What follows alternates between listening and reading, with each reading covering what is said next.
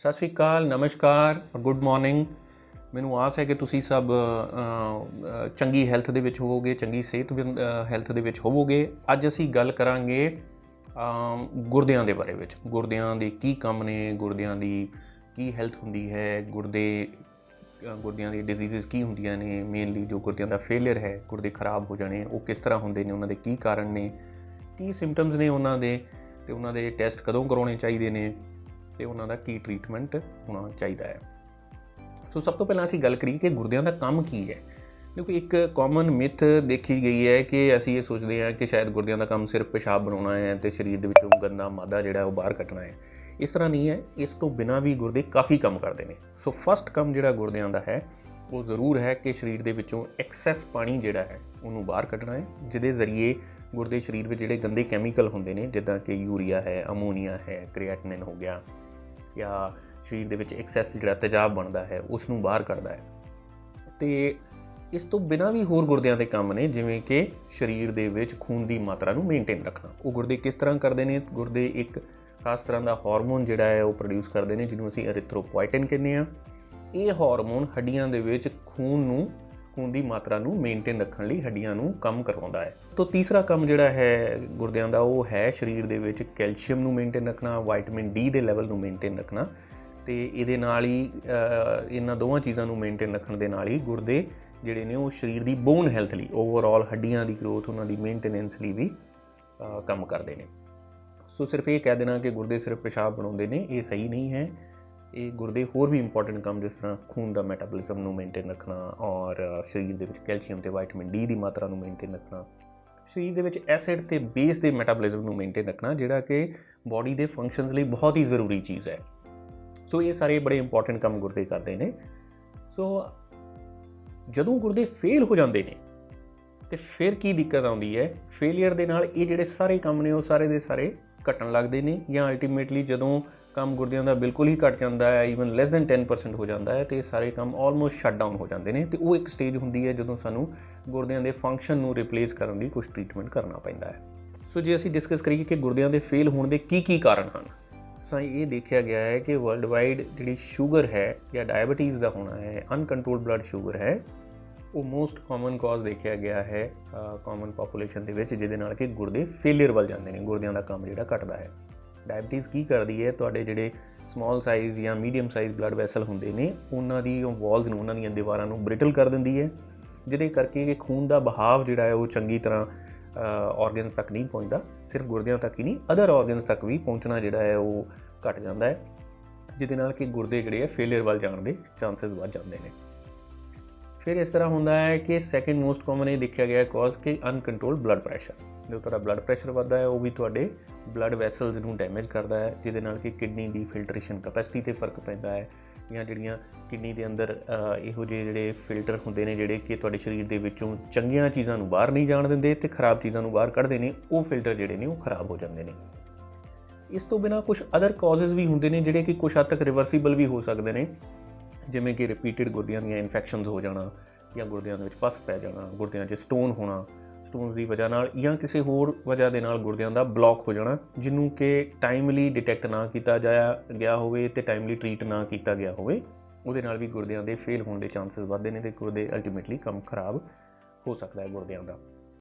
ਇਸ ਤੋਂ ਬਿਨਾਂ ਕੁਛ ਇਹੋ ਜਿਹੀਆਂ ਕੰਡੀਸ਼ਨ ਹੁੰਦੀਆਂ ਨੇ ਜੋ ਜਨਮਜਾਤ ਹੋ ਸਕਦੀਆਂ ਨੇ, ਜੈਨੇਟਿਕ ਹੋ ਸਕਦੀਆਂ ਨੇ, ਜਿੱਦਾਂ ਕੁਛ ਸਿਸਟਿਕ ਡਿਜ਼ੀਜ਼ਜ਼ ਹੁੰਦੀਆਂ ਨੇ ਕਿਡਨੀ ਦੀਆਂ, ਪਾਣੀ ਵਾਲੀਆਂ ਰਸੌਲੀਆਂ ਗੁਰਦਿਆਂ ਦੇ ਵਿੱਚ ਬਣ ਜਾਂਦੀਆਂ ਨੇ, ਅਤੇ ਅਲਟੀਮੇਟਲੀ ਗੁਰਦਿਆਂ ਦੇ ਕੰਮ ਨੂੰ ਜਿਸ ਤਰ੍ਹਾਂ ਏਜ ਵੱਧਦੀ ਹੈ ਉਹ ਖਰਾਬ ਕਰ ਸਕਦੀਆਂ ਹਨ। ਕੁਛ ਬੱਚਿਆਂ ਵਿੱਚ ਇਹੋ ਜਿਹੀਆਂ ਜਿਹੜੀਆਂ ਜੈਨੇਟਿਕ ਡਿਸਆਰਡਰ ਦੇਖੇ ਗਏ ਨੇ, ਜਿਨ੍ਹਾਂ ਨੂੰ ਅਸੀਂ ਨੈਫਰੋਪੈਥੀਜ਼ ਕਹਿੰਦੇ ਹਾਂ, ਜਿਹੜੇ ਕਿ ਅਰਲੀ ਏਜ ਤੋਂ, ਸ਼ੁਰੂਆਤੀ ਏਜ ਤੋਂ ਹੀ ਕਿਡਨੀ ਦੇ ਫੰਕਸ਼ਨ ਨੂੰ ਖਰਾਬ ਕਰ ਸਕਦੇ ਨੇ ਜੇ ਉਹਨਾਂ ਨੂੰ ਟਾਈਮਲੀ ਟਰੀਟ ਨਾ ਕੀਤਾ ਗਿਆ ਹੋਵੇ ਤਾਂ। ਸੋ ਇਹ ਕੁਛ ਕਾਮਨ ਕਾਜ਼ਜ਼ ਨੇ ਜਿਹੜੇ ਕਿ ਅਲਟੀਮੇਟਲੀ ਗੁਰਦਿਆਂ ਦੇ ਫੇਲੀਅਰ ਦਾ ਕਾਰਨ ਬਣਦੇ ਨੇ। ਇਸ ਤੋਂ ਬਾਅਦ ਜੇ ਅਸੀਂ ਡਿਸਕਸ ਕਰੀਏ ਕਿ ਗੁਰਦੇ ਅਗਰ ਫੇਲ ਹੋ ਰਹੇ ਨੇ ਜਾਂ ਫੇਲ ਹੋ ਚੁੱਕੇ ਨੇ ਅਤੇ ਕੀ ਸਿੰਪਟਮ ਆ ਸਕਦੇ ਨੇ, ਕੀ ਲੱਛਣ ਹੋ ਸਕਦੇ ਨੇ ਸਰੀਰ ਦੇ ਵਿੱਚ। ਜਿਸ ਤਰ੍ਹਾਂ ਅਸੀਂ ਡਿਸਕਸ ਕੀਤਾ ਕਿ ਗੁਰਦਿਆਂ ਦੇ ਕਾਫੀ ਸਾਰੇ ਕੰਮ ਅਸੀਂ ਡਿਸਕਸ ਕੀਤੇ ਪਹਿਲਾਂ।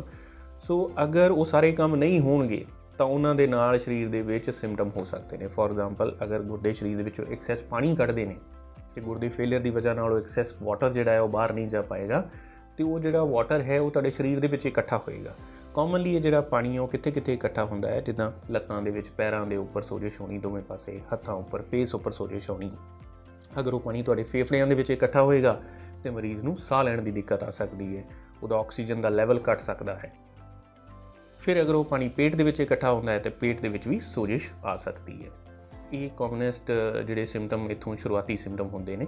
ਫਿਰ ਦੂਸਰਾ ਹੁੰਦਾ ਹੈ ਕਿ ਜਦੋਂ ਗੁਰਦੇ ਫੇਲਰ ਵੱਲ ਜਾ ਰਹੇ ਨੇ ਤਾਂ ਸਰੀਰ ਦੇ ਵਿੱਚ ਖੂਨ ਦੀ ਮਾਤਰਾ ਦੀ ਕਮੀ ਵੀ ਹੁੰਦੀ ਹੈ, ਕਿਉਂਕਿ ਗੁਰਦੇ ਹਾਰਮੋਨ ਬਣਾਉਂਦੇ ਨੇ ਐਰੀਥਰੋਪੋਇਟਿਨ, ਜਿਹਦੇ ਨਾਲ ਕਿ ਹੀਮੋਗਲੋਬਿਨ ਲੈਵਲ ਜਿਹੜਾ ਹੈ ਬਾਡੀ ਦੇ ਵਿੱਚ ਮੇਨਟੇਨ ਰਹਿੰਦਾ ਹੈ। ਖੂਨ ਦੀ ਕਮੀ ਹੋਣ ਨਾਲ ਪੇਸ਼ੈਂਟ ਅਨੀਮਿਕ ਹੋ ਜਾਂਦਾ ਹੈ, ਪੇਸ਼ੈਂਟ ਨੂੰ ਵੀਕਨੈਸ ਹੁੰਦੀ ਹੈ, ਉਹ ਡੇ ਟੂ ਡੇ ਐਕਟੀਵਿਟੀਜ਼ ਜਿਹੜੀਆਂ ਪੇਸ਼ੈਂਟ ਪਹਿਲਾਂ ਕਰ ਰਿਹਾ ਹੁੰਦਾ ਸੀ ਉਹ ਵੀ ਉਹ ਕੰਪਲੀਟਲੀ ਨਹੀਂ ਕਰ ਪਾਉਂਦਾ। ਅਰਲੀ ਥਕਾਵਟ ਆਉਂਦੀ ਹੈ ਮਰੀਜ਼ ਨੂੰ। ਫਿਰ ਸਮੇਂ ਦੇ ਨਾਲ ਨਾਲ ਮਰੀਜ਼ ਦੀ ਭੁੱਖ ਵੀ ਘਟਣ ਲੱਗਦੀ ਹੈ। ਮਰੀਜ਼ ਪਹਿਲਾਂ ਜੋ ਆਪਣੀ ਡਾਈਟ ਲੈਂਦਾ ਸੀ ਰੈਗੂਲਰਲੀ, ਉਸ ਲੈਵਲ 'ਤੇ ਉਹ ਨਹੀਂ ਲੈ ਪਾਉਂਦਾ।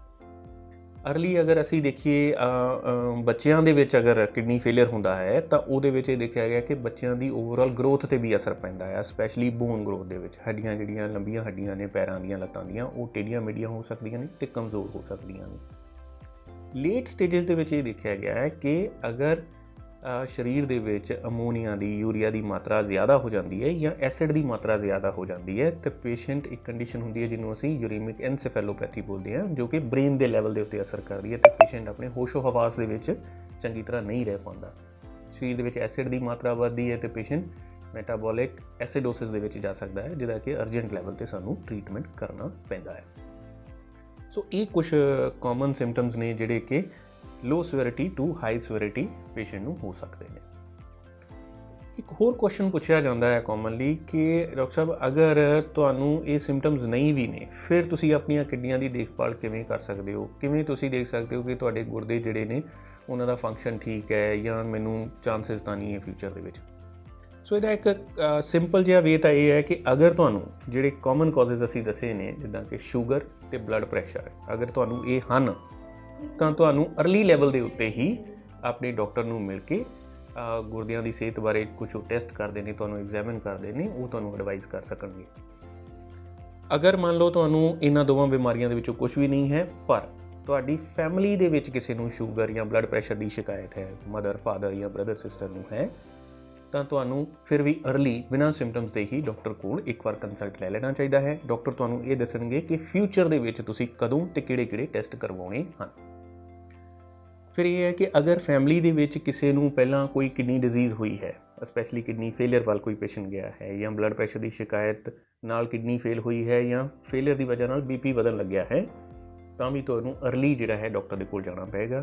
ਡਾਕਟਰ ਤੁਹਾਡੇ ਕੁਝ ਟੈਸਟ ਕਰਨਗੇ, ਜਿਹਦੇ ਵਿੱਚ ਕੁਝ ਬਲੱਡ ਟੈਸਟ ਆਉਂਦੇ ਨੇ ਅਤੇ ਕੁਝ ਯੂਰਿਨ ਦੇ ਟੈਸਟ ਆਉਂਦੇ ਨੇ। ਅੱਜ ਕੱਲ੍ਹ ਹੋਰ ਵੀ ਹਾਈਲੀ ਸਪੈਸ਼ਲਾਈਜ਼ਡ ਟੈਸਟ ਆ ਗਏ ਨੇ ਜਿਹੜੇ ਕਿ ਯੂਰਿਨ ਸੈਂਪਲਸ ਅਤੇ ਬਲੱਡ ਸੈਂਪਲਸ ਦੇ ਉੱਤੇ ਕੰਡਕਟ ਕੀਤੇ ਜਾਂਦੇ ਨੇ। ਅਤੇ ਇੱਕ ਸਿੰਪਲ ਅਲਟਰਾਸੋਨੋਗ੍ਰਾਫੀ ਜਿਹੜਾ ਹੈ ਕਿਡਨੀ ਹੈ ਉਹਨਾਂ ਦਾ ਸਾਈਜ਼, ਉਹਨਾਂ ਦੇ ਵਿੱਚ ਕੋਈ ਹੋਰ ਰਿਵਰਸੀਬਲ ਫੈਕਟਰ ਤਾਂ ਨਹੀਂ, ਉਹ ਦੇਖਣ ਲਈ ਕੀਤਾ ਜਾਂਦਾ ਹੈ। ਸੋ ਇਹ ਬੜਾ ਹੀ ਸਿੰਪਲ ਹੈ, ਐਡਾ ਕੰਪਲੈਕਸ ਪ੍ਰੋਸੈਸ ਨਹੀਂ ਹੈ। ਤੋ ਅਪੀਲ ਮੈਂ ਇਹ ਕਰਦਾ ਕਿ ਅਗਰ ਤੁਹਾਨੂੰ ਇਹਨਾਂ ਦੇ ਵਿੱਚੋਂ ਕੁਝ ਰਿਸਕ ਫੈਕਟਰ ਹਨ ਤਾਂ ਤੁਸੀਂ ਅਰਲੀ ਆਪਣੇ ਡਾਕਟਰ ਕੋਲ ਜਾਓ ਅਤੇ ਆਪਣੀਆਂ ਕਿਡਨੀਆਂ ਦੀ ਸੰਭਾਲ ਅੱਛੀ ਤਰ੍ਹਾਂ ਕਰ ਸਕੋ। ਫਿਰ ਇੱਕ ਕੁਐਸਚਨ ਇਹ ਪੁੱਛਿਆ ਜਾਂਦਾ ਹੈ ਕਿ ਮੰਨ ਲਓ ਡਾਕਟਰ ਸਾਹਿਬ ਹੁਣ ਕਿਡਨੀਆਂ ਸਾਡੀਆਂ ਫੇਲ ਹੋਣ ਵੱਲ ਜਾ ਰਹੀਆਂ ਹਨ ਅਤੇ ਕੀ ਉਹਨਾਂ ਨੂੰ ਅਸੀਂ, ਅਗਰ ਉਹਨਾਂ ਦਾ ਕੰਮ ਘੱਟ ਰਿਹਾ ਹੈ, ਕੀ ਅਸੀਂ ਉਹ ਪੂਰੇ ਕੰਮ ਨੂੰ ਵਾਪਸ ਜਿਹੜਾ ਹੈ ਉਹ ਪਾਇਆ ਜਾ ਸਕਦਾ ਹੈ ਜਾਂ ਉਹਨਾਂ ਨੂੰ ਰਿਵਰਸ ਕੀਤਾ ਜਾ ਸਕਦਾ ਹੈ ਟੁਵਰਡਸ ਨਾਰਮਲ ਫੰਕਸ਼ਨ ਤੱਕ? ਸੋ ਇਹ ਹੈ ਕਿ ਜਿਹੜਾ ਰਿਵਰਸੀਬਿਲਿਟੀ ਆਫ ਕਿਡਨੀ ਫੇਲੀਅਰ ਹੈ ਉਹ ਡਿਪੈਂਡ ਕਰਦੀ ਹੈ ਉਹਦੇ ਕਾਜ਼ ਦੇ ਉੱਪਰ। ਕੁਝ ਕਾਜ਼ਜ਼ ਰਿਵਰਸੀਬਲ ਹੁੰਦੇ ਨੇ, ਕੁਝ ਇਰਰਿਵਰਸੀਬਲ ਹੁੰਦੇ ਨੇ। ਕੁਝ ਰਿਵਰਸੀਬਲ ਕਾਜ਼ਜ਼ ਜਿਹੜੇ ਨੇ ਉਹ ਸਰਜੀਕਲੀ ਰਿਵਰਸੀਬਲ ਹੁੰਦੇ ਨੇ, ਕੁਝ ਮੈਡੀਕਲੀ ਰਿਵਰਸੀਬਲ ਹੁੰਦੇ ਨੇ। ਫੋਰ ਐਗਜ਼ਾਮਪਲ ਅਗਰ ਕਿਡਨੀ ਦੇ ਵਿੱਚ ਕੋਈ ਪੱਥਰੀਆਂ ਹੈ ਜਿਹਦੇ ਨਾਲ ਕਿਡਨੀ ਬਲੌਕ ਹੋ ਗਈ ਹੈ, ਜਾਂ ਕੁਝ ਹੋਰ ਵਜ੍ਹਾ ਨਾਲ ਕਿਡਨੀ ਦੇ ਵਿੱਚ ਓਬਸਟਰਕਸ਼ਨ ਹੈ, ਬਲੌਕ ਹੈ, ਕਿਡਨੀ ਦੇ ਵਿੱਚ ਪਸ ਪੈ ਗਈ ਹੈ, ਇਨਫੈਕਸ਼ਨ ਹੈ, ਅਤੇ ਉਹਦੀ ਵਜ੍ਹਾ ਨਾਲ ਕਿਡਨੀ ਦਾ ਫੰਕਸ਼ਨ ਜਿਹੜਾ ਖਰਾਬ ਹੋ ਰਿਹਾ ਹੈ, ਤਾਂ ਉਹਨੂੰ ਤੁਸੀਂ ਓਬਸਟਰਕਸ਼ਨ ਨੂੰ, ਬਲੌਕ ਨੂੰ ਠੀਕ ਕਰਕੇ ਜਾਂ ਸਟੋਨ ਨੂੰ ਕੱਢ ਕੇ ਕਿਡਨੀ ਦੇ ਫੰਕਸ਼ਨ ਨੂੰ ਰਿਵਰਸੀਬਲ ਕਰ ਸਕਦੇ ਹੋ ਕੁਝ ਹੱਦ ਤੱਕ। ਔਰ ਕੁਝ ਚੀਜ਼ਾਂ ਹੁੰਦੀਆਂ ਨੇ ਜਿਹਨੂੰ ਅਸੀਂ ਬੋਲਦੇ ਹਾਂ ਐਕਿਊਟ ਕਿਡਨੀ ਇੰਜਰੀ, ਕਿ ਕਿਸੇ ਔਰ ਵਜ੍ਹਾ ਦੇ ਨਾਲ, ਫੋਰ ਐਗਜ਼ਾਮਪਲ ਸਰੀਰ ਦੇ ਵਿੱਚ ਕਿਤੇ ਹੋਰ ਇਨਫੈਕਸ਼ਨ ਦਾ ਸੋਰਸ ਸੀ ਜਿਹਦੇ ਕਰਕੇ ਪੇਸ਼ੈਂਟ ਸੈਪਸਿਸ ਦੇ ਵਿੱਚ ਚਲਾ ਗਿਆ ਔਰ ਉਹਦੀਆਂ ਕਿਡਨੀਆਂ ਦੇ ਫੰਕਸ਼ਨ 'ਤੇ ਫਰਕ ਪਿਆ, ਜਾਂ ਪੇਸ਼ੈਂਟ ਸਿਵੀਅਰਲੀ ਡੀਹਾਈਡਰੇਟ ਹੋ ਗਿਆ, ਕਿਸੇ ਔਰ ਵਜ੍ਹਾ ਨਾਲ ਅਗਰ ਕਿਡਨੀਆਂ ਦਾ ਫੰਕਸ਼ਨ ਖਰਾਬ ਹੋ ਰਿਹਾ ਸੀ, ਤਾਂ ਤੁਸੀਂ ਉਸ ਰਿਸਕ ਫੈਕਟਰ ਨੂੰ ਠੀਕ ਕਰਕੇ ਵੀ ਕਿਡਨੀ ਦੇ ਫੰਕਸ਼ਨ ਨੂੰ ਕੁਝ ਹੱਦ ਤੱਕ ਰਿਵਰਸੀਬਲੀ ਠੀਕ ਕਰ ਸਕਦੇ ਹੋ। ਪਰ ਕੁਝ ਰਿਸਕ ਫੈਕਟਰ ਹੁੰਦੇ ਨੇ ਜਿਹੜੇ ਕਿ ਇਰਰਿਵਰਸੀਬਲ ਹੁੰਦੇ ਨੇ। ਫਾਰ ਐਗਜ਼ਾਮਪਲ ਡਾਇਬਟੀਜ਼ ਹੈ, ਤੇ ਇਹ ਦੇਖਿਆ ਗਿਆ ਹੈ ਕਿ ਡਾਇਬਟੀਜ਼ ਜਾਂ ਹਾਈਪਰਟੈਂਸ਼ਨ ਦੀ ਵਜ੍ਹਾ ਨਾਲ, ਬਲੱਡ ਪ੍ਰੈਸ਼ਰ ਦੇ ਵਧਣ ਨਾਲ ਜੋ ਕਿਡਨੀ ਦਾ ਫੰਕਸ਼ਨ ਖਰਾਬ ਹੁੰਦਾ ਹੈ, ਜ਼ਿਆਦਾਤਰ ਕੇਸਿਸ ਦੇ ਵਿੱਚ ਉਹ ਬਹੁਤ ਜ਼ਿਆਦਾ ਰਿਵਰਸੀਬਲ ਨਹੀਂ ਹੁੰਦਾ, ਬਟ ਉਹ ਪ੍ਰੋਗਰੈਸਿਵ ਹੁੰਦਾ ਹੈ, ਉਹ ਔਰ ਖਰਾਬ ਹੋ ਸਕਦਾ ਹੈ। ਤੋ ਇਸ ਲਈ ਉਹਦੇ ਵਿੱਚ ਅਪੀਲ ਇਹ ਕੀਤੀ ਜਾਂਦੀ ਹੈ ਕਿ ਤੁਸੀਂ ਆਪਣੇ ਬਲੱਡ ਪ੍ਰੈਸ਼ਰ ਅਤੇ ਸ਼ੂਗਰ ਦਾ ਖਾਸ ਧਿਆਨ ਰੱਖੋ, ਉਹਨੂੰ ਅੰਡਰ ਕੰਟਰੋਲ ਰੱਖੋ, ਅਤੇ ਡਾਕਟਰ ਦੀ ਸਲਾਹ ਨਾਲ ਕੁਝ ਮੈਡੀਸਨ ਜਿਹੜੀਆਂ ਨੇ ਉਹ ਸਟਾਰਟ ਕਰੋ, ਤਾਂ ਕਿ ਤੁਹਾਡਾ ਜਿਹੜਾ ਕਿਡਨੀ ਫੇਲੀਅਰ ਦਾ ਪ੍ਰੋਗਰੈਸ਼ਨ ਹੈ ਉਹ ਸਲੋ ਹੋ ਜਾਏ ਅਤੇ ਤੁਹਾਡਾ ਕਿਡਨੀ ਦਾ ਫੰਕਸ਼ਨ ਹੈ ਇੱਕ ਲੈਵਲ ਦੇ ਉੱਪਰ ਮੇਨਟੇਨ ਰਹੇ।